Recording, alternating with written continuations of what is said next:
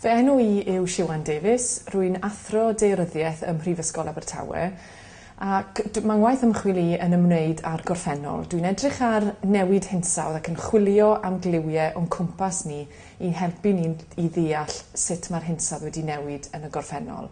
A'r beth diddorol dwi'n yn ymwneud â yw edrych ar lidw volcanig, gan ddefnyddio'r lludw yna, gan ddefnyddio ronynnau microscopic mwyn helpu ni I ddeall pryd mae'r hinsawdd wedi newid a pha mor gyflym.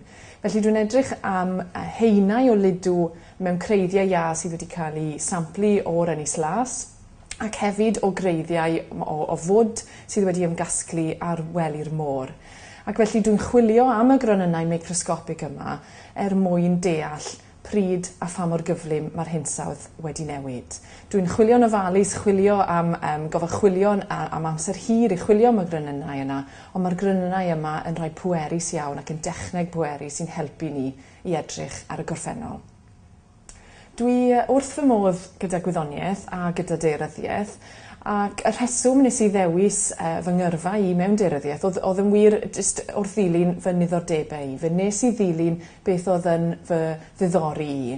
A dwi'n cofio yn yr ysgol daeryddiaeth oedd fy mhrif bwnc I, o'n I wir yn ei fwynhau ac mae yna nifer o unigolion wedi fy ysbrydoli o athrawon ysgol I ddarlithwyr ac athrawon prifysgol.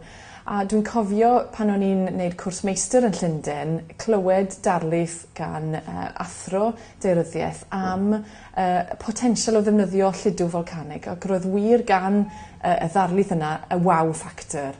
A ers hynny nes I ddewis gwneud PhD yn y maes yna, oedd e'n faes newydd, maes falle o chydig o risg, ond nes I wir fwynhau oedd y gwaith ymchwil yn gyffroes dros ben a dwi dal yn ymchwilio yn y maes yna.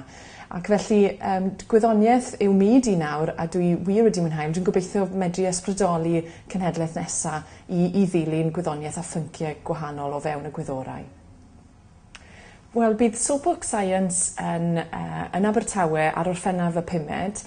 Nes I yn gyntaf glywed am y digwyddiad yma wrth Hilary Lapin Scott, a wnaeth hi gymryd rhan yn y digwyddiad nôl rwy 2 flynedd nôl yn Llundain, a daeth hi nôl I Abertawe I ddweud bod hi am ddod â'r digwyddiad yma I Abertawe. A dwi wir yn edrych mlaen am y digwyddiad. Bydd e'n gyfle I fi ac I eraill I fod fel rhyw fath o berfformwyr stryd mwyn mynd â'r gwyddoniaeth i'r cyhoedd, I gyhoedd Abertawe mwyn ysbrydoli'r genhedlaeth nesaf. Felly ni'n mynd tu hwnt I ffiniau ffurfiol ystafell ddarlith neu'r labordy ac yn ceisio gwneud dangos I bawb bod gwyddoniaeth yn hwyl ac yn gyffroes ac yn llawn bwrlwm. A dyna beth fydd prif ethos Soapbox Science.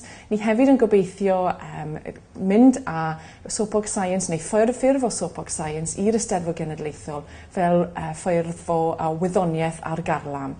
Felly dwi'n gobeithio bydd cyhoedd Abertawe yn dod allan i'n gweld ni ar Orffennaf y 5 ac hefyd yn Eisteddfod Genedlaethol Llanelli yn hwyrach eleni.